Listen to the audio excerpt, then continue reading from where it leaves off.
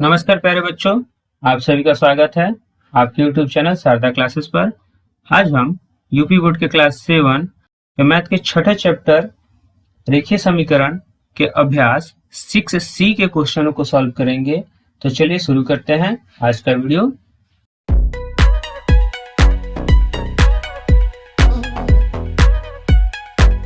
पहला क्वेश्चन है सही विकल्प चुनिए, जिसमें पहला है किसी संख्या x और 7 का गुणनफल 28 है तो वह संख्या है। और देखिए यहाँ कहा गया है कि x और 7 का गुणनफल, मतलब हुआ कि x में अगर हम 7 से गुना करें तो हमें गुणनफल 28 के रूप में प्राप्त होगा। तो इसका जो समीकरण होगा वह इस रूप में होगा 7x = 28। ठीक है, अब हम यहाँ x को रहने देंगे और 7 को इस तरफ लेकर आएंगे तो भाग के रूप में होगा। तो 28 में हम 7 से भाग करेंगे तो हमें उत्तर 4 के रूप में प्राप्त होगा। तो वह संख्या जो है वह 4 है और इस प्रकार हमारा आंसर सी, तीसरा नंबर 4 सही होगा। ठीक है, अगला है किसी संख्या x में 5 से भाग देने पर भागफल 7 आता है तो वह संख्या है। अब x में 5 से भाग देने पर मतलब x भागा 5 बराबर 7, भागफल क्या है 7 है, या तो हम इसे लिख सकते हैं x बटा 5 बराबर 7। ठीक, अब देखिए यह भाग के रूप में है, बराबर के जब अपोजिट जाएगा तो यह गुना हो जाएगा, मतलब 7 गुना 5 बराबर 35। तो हमें भाग वह संख्या क्या है 35 है और हमारा विकल्प 3 सही होगा। ठीक है, तीसरा है यदि एक विषम संख्या 2x + 1 है तो दूसरी क्रमागत विषम संख्या होगी। तो यहाँ सबसे पहले विषम संख्या के बारे में कहा गया है। तो हम जानते हैं कि वे संख्याएं जिसमें 2 से भाग न लगे उसे हम विषम संख्या कहते हैं, जैसे 1, 3, 5, 7, 9, 11, 13, ये सभी क्या है विषम संख्याएं हैं। ठीक है, अब दूसरा शर्त है कि क्रमागत विषम संख्या। क्रमागत का मतलब होता है क्रम से आना, मतलब जैसे देखिए यह क्रम से है 1, 3, 5, 7, ये सभी विषम संख्या है और क्रम से है। यह कैसे पता चलेगा कि यह क्रम से है? तो इन दोनों के बीच का अंतर हमेशा 2 होता है। ठीक है, देखिए अगर हम 3 से 1 को घटाएंगे तो 2 प्राप्त होगा, 5 से 3 घटाएंगे तो 2 प्राप्त होगा, 7 से 5 घटाएंगे तो भी 2 प्राप्त होगा, 9 से 7 घटाएंगे तो भी 2 प्राप्त होगा। तो जिन विषम संख्याओं में 2 का अंतर होता है वे क्रमागत विषम संख्याएं होती हैं। ठीक है, अब इसमें से कहा गया है कि पहली संख्या 2x + 1 है। पहली संख्या क्या है 2x + 1 है। अब इसके बाद की जो विषम संख्या होगी उसके लिए हमें इसमें 2 जोड़ना होगा। ठीक है, जब हम इसमें 2 जोड़ेंगे तो यह 2x + 2 और 1 मिलकर 3 हो जाएंगे, तो 2x + 3 होगा। अगली विषम संख्या जो होगी वह 2x + 3 होगा और इस प्रकार हमारा आंसर विकल्प नंबर 2 2x + 3 होगा। ठीक है, अब हम अगले क्वेश्चन को देखेंगे। दूसरा क्वेश्चन है कुछ गणितीय कथनों को रेखीय समीकरणों के रूप में अभिव्यक्त किया गया है, सही समीकरणों को छांटिए। अब देखिए गणितीय कथन, जैसे यह जो कथन दिए गए हैं यह गणितीय कथन है और यह जो दिया गया है उसका यह रेखीय समीकरण है। ठीक है, अब हमें इसमें से यह बताना है कि कौन सा समीकरण सही है और कौन सा समीकरण गलत है। ठीक है, ए नंबर है किसी धनात्मक संख्या के 2/3 और 1/3 में 7 अंतर 7 है। 2/3 और 1/3 धनात्मक संख्या। तो सबसे पहले हम मान लेते हैं कि संख्या, अगर हमें इसका इक्वेशन बनाना होगा तो सबसे पहले हम संख्या को मानेंगे x और x का हम 2/3 निकालेंगे। 2/3 का मतलब होता है 2/3, तो 2/3 गुना x मतलब 2/3x हो जाएगा यह, और 1/3 मतलब 1/3 होता है, तो 1/3 से हम गुना करेंगे x में तो यह 1/3 गुना x के रूप में प्राप्त होगा। अब यहाँ कहा गया है 2/3 और 1/3 में अंतर, मतलब पहले हम 2/3x लिखेंगे, फिर माइनस देंगे, फिर 1/3x लिखेंगे बराबर 7। तो इसका इक्वेशन हमें 2/3x माइनस 1/3x = 7 के रूप में प्राप्त होगा। परंतु यहाँ जो इक्वेशन दिया गया है वह 1/3x बराबर माइनस 2/3x बराबर 7 दिया गया है, जो कि गलत है। तो यह इक्वेशन सही नहीं है। ठीक है, यह इक्वेशन सही नहीं है। अगला है, किन्हीं दो क्रमागत संख्याओं का योगफल 27 है। योगफल का मतलब होता है जोड़, और क्रमागत संख्याओं का मतलब होता है क्रम से आने वाली संख्या, जैसे 1, 2, 3, 4, 5, ये सभी क्रम से आने वाली संख्याएं हैं, क्योंकि इनके बीच में अंतर 1 का होता है। ठीक है, क्रम से क्रमागत संख्याओं में 1 का अंतर होता है। देखिए 5 से 4 घटाएंगे तो 1 आएगा, 4 से 3 1 आएगा। ठीक है, तो दो क्रमागत संख्याओं का योगफल 27 है, तो इसके लिए इक्वेशन बनेगा, तो सबसे पहले हम मानेंगे संख्या बराबर x। ठीक है, अब अगली संख्या जो होगी वह x में 1 को जोड़ने पर प्राप्त होगा। ठीक है, तो दूसरी संख्या जो होगा वह होगा x प्लस 1। क्यों? क्योंकि क्रमागत है, और क्रमागत संख्या 1 जोड़कर प्राप्त की जाती है। जैसे 5 से आगे की संख्या प्राप्त करना होगा तो 5 में 1 जोड़ेंगे और 6 प्राप्त होगा। तो देखिए दोनों क्या है, क्रमागत संख्या है। तो हमने पहली संख्या x माना, और दूसरी संख्या के लिए हमने x में 1 को जोड़ा। अब यहाँ प्रश्न में दिया गया है कि इन दोनों का योगफल, मतलब हम x प्लस 1 करेंगे तो इसका योगफल हमें 27 के रूप में प्राप्त होगा। तो देखिए यह इक्वेशन हमारा सही है, x और x प्लस 1 इक्वल टू 27, तो यह सही है। ठीक है, अब हम सी नंबर को देखेंगे। सी नंबर है, किसी संख्या के दूने में 8 जोड़ने पर योगफल 50 है। ठीक है, किसी संख्या के दूने में 8 जोड़ने पर, तो सबसे पहले हम यहाँ फिर से संख्या मानेंगे। ठीक है, संख्या, अब देखिए यहाँ संख्या के लिए जो चर माना गया है वह y है, तो हम यहाँ संख्या को y मानेंगे। और दूने, दूने का मतलब होता है दो गुना, तो संख्या का दो गुना, संख्या का दो गुना। ठीक है, दो गुना का मतलब हो जाएगा 2 गुना y, मतलब 2y। ठीक है, अब इसमें 8 जोड़ने पर, अब अगर हम 2y में 8 जोड़ते हैं तो योगफल जो हमें प्राप्त होता है वह 50 के रूप में प्राप्त होता है। तो हम यहाँ लिखेंगे 50। तो हमारा जो समीकरण बनेगा वह 2y प्लस 8 इक्वल टू 50 के रूप में बनेगा। और देखिए यहाँ इक्वेशन भी 2y प्लस 8 इक्वल टू 50 के रूप में दिया गया है, इसलिए यह इक्वेशन हमारा सही है। ठीक है, अब हम क्वेश्चन नंबर डी को देखेंगे।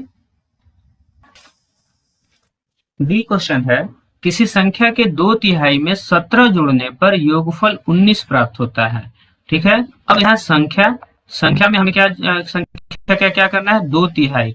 तो मान लिया हमने संख्या को x माना, क्योंकि यहाँ चर जो है वह x है, तो संख्या हमारा हो गया x, और x का 2/3 का मतलब होता है 2/3, मतलब इसमें हमें 2/3 से गुना करना होगा, तो यह हो जाएगा 2/3 x, 2x/3 के रूप में हो जाएगा। अब इसमें हमें 17 जोड़ना है, तो हम इसमें 17 जोड़ेंगे, और जोड़ने पर हमें जो योगफल प्राप्त होगा, ठीक है, योगफल मतलब इन दोनों को जोड़ने पर जो योगफल प्राप्त होगा वह 19 होगा। तो देखिए हमें इक्वेशन बनकर तैयार है, 2x/3 प्लस 17 इक्वल टू 19। ठीक, अब देखिए हमारा यहाँ यह दिया हुआ है 2x/3 प्लस 17 बराबर 19, तो यह इक्वेशन हमारा सही है। ठीक है, अब हम क्वेश्चन नंबर 3 को देखेंगे।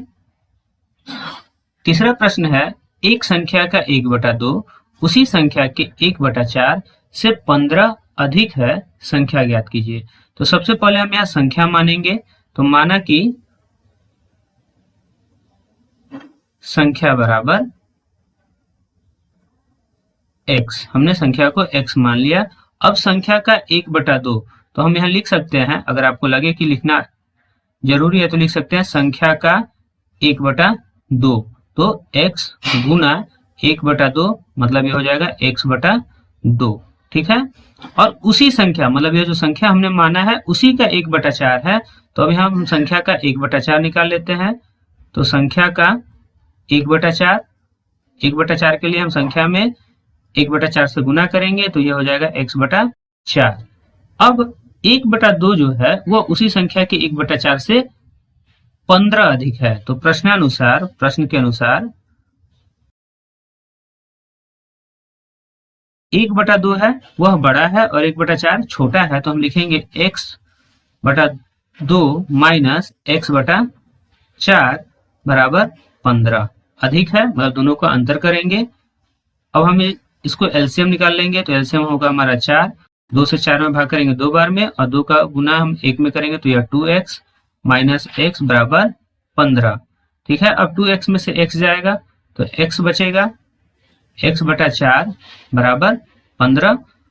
अब हमें x की वैल्यू 15 गुना 4 या x बराबर 60। हमें x का मान क्या प्राप्त हुआ? 60। इसलिए हमारा संख्या जो होगा, संख्या को हमने x माना था, तो अतः संख्या बराबर 60 और यही हमारा आंसर होगा। ठीक है, अब यदि हम चाहें अपने आंसर को जांचना कि हमारा आंसर सही है या गलत है, तो देखिए जैसे जैसे प्रश्न में कहा गया है हम वैसे वैसे उसका मान रखकर ज्ञात कर सकते हैं। जैसे संख्या का 1/2, तो 60 का 1/2 मतलब 60 को हम 2 भागों में 2 से भाग करेंगे तो यह 30 प्राप्त होगा। और संख्या का 1/4 मतलब 60 को हमें 4 से भाग करना है, तो भाग करेंगे तो यह 15 प्राप्त होगा। दोनों का अंतर कितना है? दोनों का अंतर 15 है। तो देखिए यह इससे 15 अधिक है कि नहीं है, तो इसलिए हमारा आंसर सही है। ठीक है, अब हम क्वेश्चन नंबर 4 को देखेंगे। चौथा प्रश्न है, एक कक्षा में 45 विद्यार्थी हैं। यदि छात्रों की संख्या छात्राओं की 2/3 हो तो छात्राओं की संख्या बताइए। ठीक है, अब यहाँ कुल विद्यार्थियों की संख्या दिया गया है जो कि 45 है, और यह 45 विद्यार्थी छात्रों और छात्राओं में बटे हुए हैं। ठीक है, और यहाँ हमें छात्राओं की संख्या पूछा गया है, तो हम यहाँ लिखेंगे माना कि छात्राओं की संख्या, छात्राओं की संख्या बराबर x। हमने छात्राओं की संख्या को x मान लिया। अब छात्रों की संख्या छात्राओं की संख्या का 2/3 है, तो यहाँ छात्रों की संख्या को लिखेंगे छात्रों की संख्या बराबर छात्राओं की संख्या x, और x का 2/3 मतलब x गुना 2/3, तो यह 2x/3 के रूप में प्राप्त होगा। ठीक है, अब प्रश्नानुसार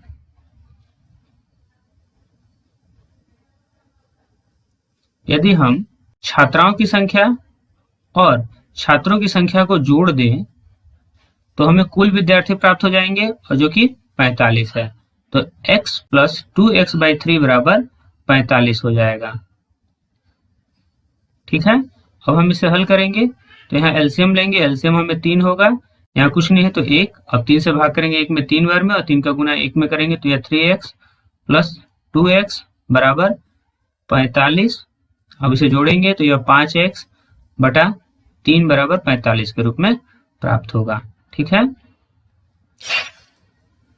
अब हम यहाँ x को रहने देंगे और 5/3 का पक्षांतर एक साथ कर लेंगे, तो यह अंश का हर और हर का अंश हो जाएगा, मतलब इसका व्युत्क्रम हो जाएगा, उल्टा हो जाएगा। तो हम इसे गुना के रूप में 3/5 के रूप में लिख लेंगे। अब 5 से 45 में भाग करेंगे 9 बार में, तो x की वैल्यू हमें 9 27 के रूप में प्राप्त होगा। तो हम लिखेंगे अतः छात्राओं की संख्या बराबर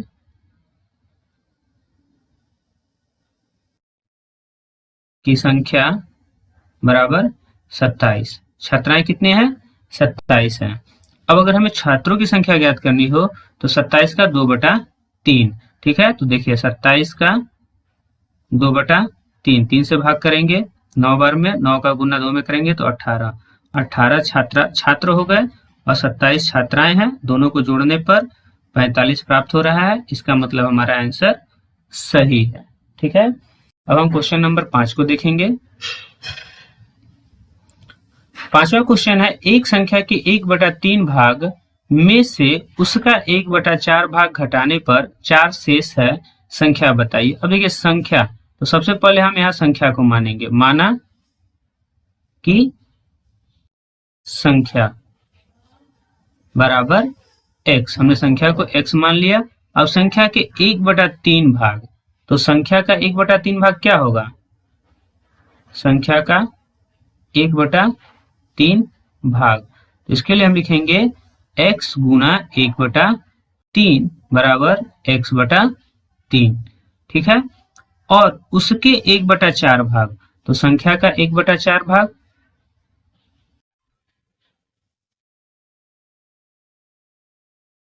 बराबर संख्या हमारा x है और उसका 1/4 x/3 4 हो जाएगा।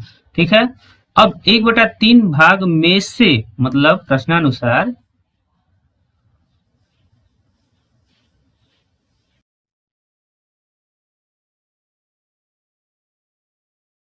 1/3 भाग में से मतलब x/3 में से x/4 को घटाने पर हमें शेष जो है वह 4 प्राप्त होता है। तो घटाने पर हमें क्या प्राप्त होता है? 4।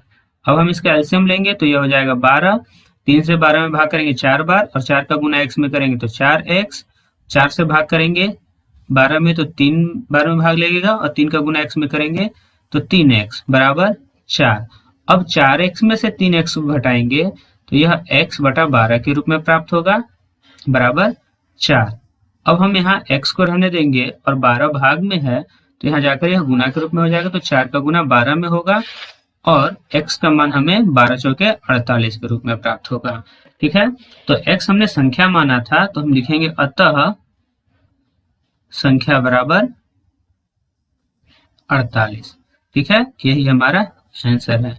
अब अगर हमें आंसर को जांचना हो तो हम x का तीसरा भाग मतलब 1/3 भाग मतलब x 48 को हम 3 से भाग करेंगे तो 16 बार में 16 दूनी 32 16 तिया 48 प्राप्त होगा। ठीक है, और x का 1/4 भाग निकालने के लिए हम 48 को 4 से भाग करेंगे तो 4 से भाग करेंगे तो 12 बार में 12 चौके 48। अब दोनों को घटाने पर 16 में से 12 घटाएंगे तो 4 प्राप्त हो रहा है।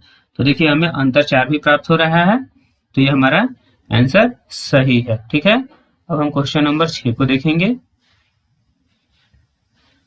प्रश्न है आदर्श, डेविड और हमीद का कुल भार 44 किलोग्राम है।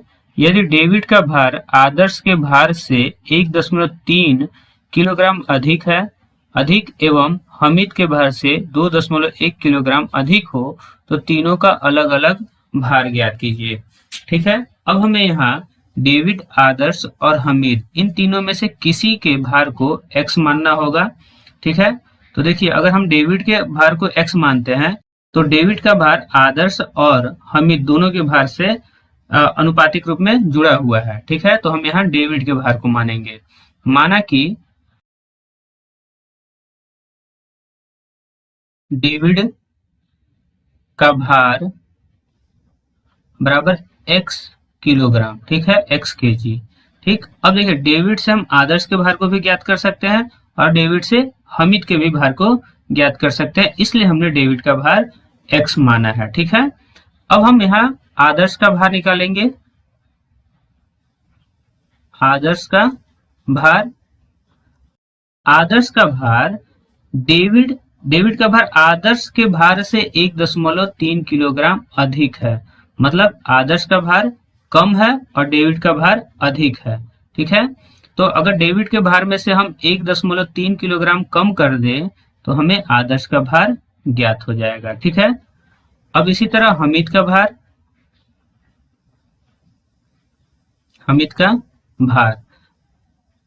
डेविड का भार x है और हमीद के भार से डेविड का भार 2.1 किलोग्राम अधिक है, तो अगर हम डेविड में से 2.1 किलोग्राम वजन कम कर देंगे तो हमें हमीद का भार ज्ञात हो जाएगा। ठीक है, अब प्रश्नानुसार तीनों का वजन कितना है? 44 किलोग्राम है, तो हम इसे जोड़ लेंगे। x plus x minus 1.3 plus x minus 2.1 बराबर 44 kg। ठीक है, अब इसे लिखेंगे तो x plus x minus 1.3 plus x minus 2.1 बराबर 44। अब हम x को जोड़ेंगे तो x 3 बार आया है तो यह 3x हो जाएगा, माइनस 1.3 माइनस 2.1 तो माइनस माइनस है, जुटेंगे चिन्ह माइनस का होगा। अब इसे जोड़ेंगे तो यह हमें 3.4 के रूप में प्राप्त होगा बराबर 44। ठीक है, 3x बराबर, अब यह माइनस है बराबर के उस तरफ जाएगा तो प्लस हो जाएगा 44 प्लस 3.4। ठीक है, या 3x बराबर, अब इसे जोड़ेंगे तो यह 47.4 के रूप में प्राप्त होगा। अब लिखेंगे x बराबर 47.4 बटे 3, 3 से भाग करेंगे 3 एकम 3, 4 में भाग किया एक बार में, एक बचा, एक और 7 मिलकर होगा 17, 3 बचे 15, 5 बार में भाग करेंगे, यहाँ 2 बचा, उसका दशमलव है तो हम यहाँ दशमलव लगा देंगे, 2 और 4 मिलकर होगा 24, 3 अठे 24, तो x का मान हमें 15.8 kg प्राप्त हुआ। अब x डेविड का भार था, तो डेविड का भार बराबर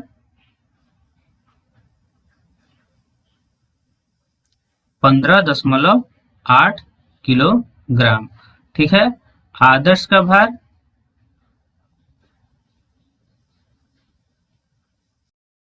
डेविड के भार 15.8 में से हम 1.3 कम कर देंगे, 1.3 kg कम कर देंगे। ठीक है, तो यह हमें 14.5 kg के रूप में प्राप्त होगा। तो आदर्श का भार 14.5 किलोग्राम हो जाएगा और हमीद का भार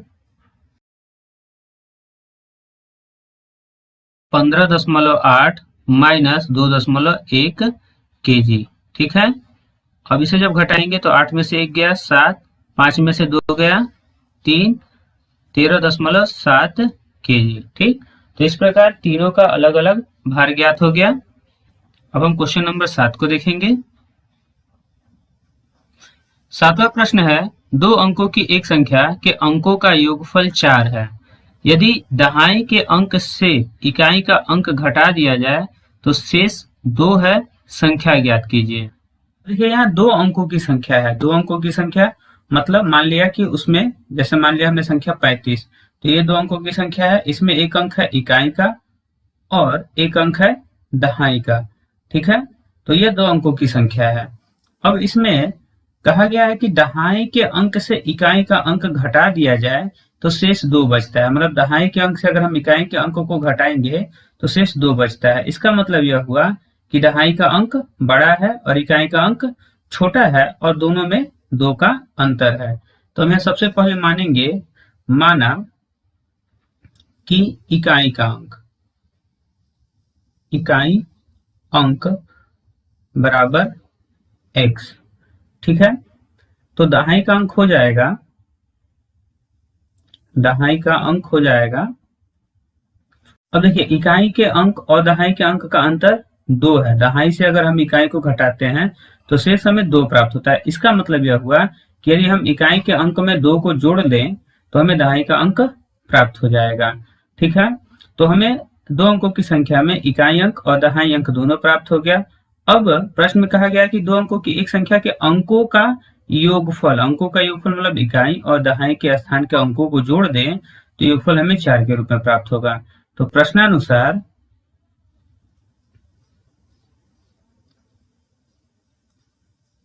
इकाई का अंक प्लस दहाई का अंक, अगर हम इन दोनों को जोड़ते हैं तो योगफल 4 होता है।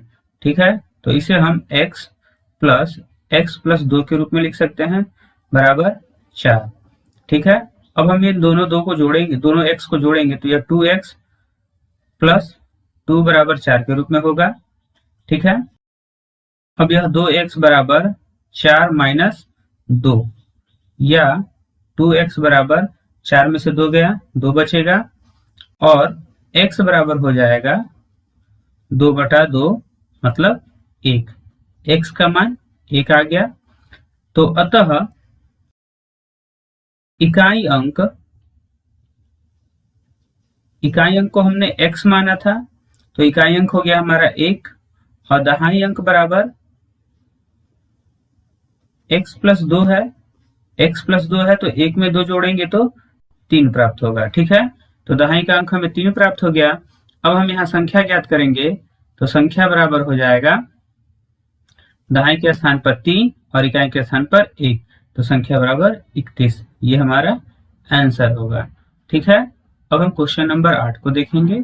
8वां प्रश्न है, 2 क्रमागत विषम संख्याओं का योगफल 40 है, उन संख्याओं को ज्ञात कीजिए। अब यहाँ 2 क्रमागत विषम संख्याओं का योगफल दिया गया है।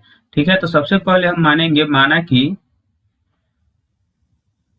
पहली विषम संख्या, ठीक है, पहली विषम संख्या, इसे हमने x मान लिया, पहली विषम संख्या को हमने x माना। अब यह क्रमागत विषम संख्या है तो दूसरी विषम संख्या इससे 2 ज्यादा होगा, ठीक है, तो हम यहाँ लिखेंगे दूसरी विषम संख्या बराबर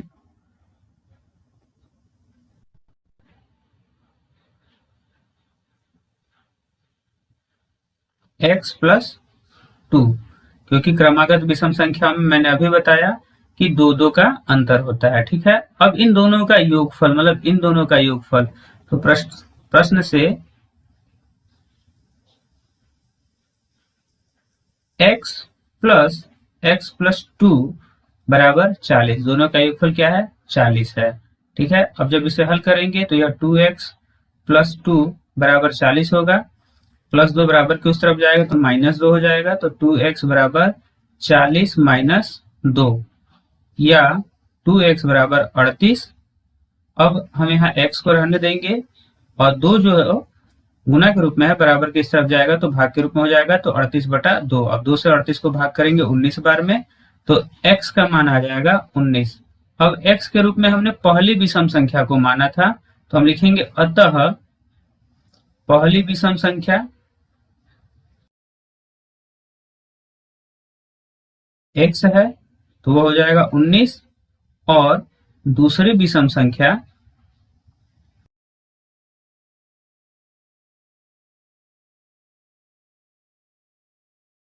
उन्नीस में 2 जोड़ेंगे, x है, x में 2 जोड़ेंगे मतलब 19 में 2 जोड़ेंगे, तो यह 21 के रूप में प्राप्त होगा।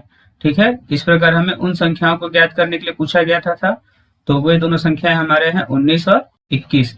यदि हम अपने उत्तर को जांचना चाहें तो हम इन दोनों को जोड़कर देखेंगे कि योगफल क्या आ रहा है, तो इन दोनों का योगफल 40 आ रहा है। ठीक है, इसलिए हमारे ये दोनों उत्तर सही है। अब हम क्वेश्चन नंबर 9 को देखेंगे। एक भिन्न संख्या का हर 7 है, यदि उसके अंश और हर दोनों में 3 जोड़ दिया जाए तो उस भिन्न का मान 4/5 हो जाता है, वह भिन्न संख्या ज्ञात कीजिए। अब देखिए यहाँ भिन्न संख्या का हर दिया हुआ है, अंश नहीं दिया गया है, तो हम यहाँ सबसे पहले अंश को मानेंगे। ठीक है, और लिखेंगे माना कि अंश बराबर x। ठीक है, अंश को हमने x मान लिया, हर हमें दिया गया है, तो भिन्न हमारा हो जाएगा भिन्न बराबर x/7। अब प्रश्न में कहा गया है कि अंश और हर दोनों में 3 जोड़ दिया जाए। ठीक है, तो यह x/7 है, इसके अंश में भी हमें 3 जोड़ना है और इसके हर में भी हमें 3 जोड़ना है, तो इसका मान 4/5 हो जाएगा। ठीक है, अब इसका हम क्रॉस गुना करेंगे, तो 5 का गुना एक बार x प्लस 3 में और 4 का गुना एक बार, अब इन दोनों को जोड़ेंगे तो 7 3 10 हो जाएगा, तो 4 गुना 10। ठीक है, या यह हो जाएगा 5x प्लस 15 बराबर 40। अब प्लस 15 बराबर किस तरफ जाएगा, यह 5x बराबर 40 माइनस 15, या 5x बराबर 40 में से 15 घटाएंगे 25 प्राप्त होगा, या x बराबर अब 25/5, 5 से 25 में भाग करेंगे 5 बार में, तो x का मान आ गया 5, और हमने अंश को x माना था और अंश हमारा 5 है, हर हमारा 7 है, तो अतः भिन्न बराबर अंश हमारा है 5, हर हमें दिया गया है 7, तो भिन्न हमारा होगा 5/7। यही हमारा आंसर होगा। ठीक है, इसी के साथ इस अभ्यास के सारे क्वेश्चन हो गए। अब हम अगले वीडियो में नए अभ्यास के साथ मिलेंगे, तब तक के लिए धन्यवाद।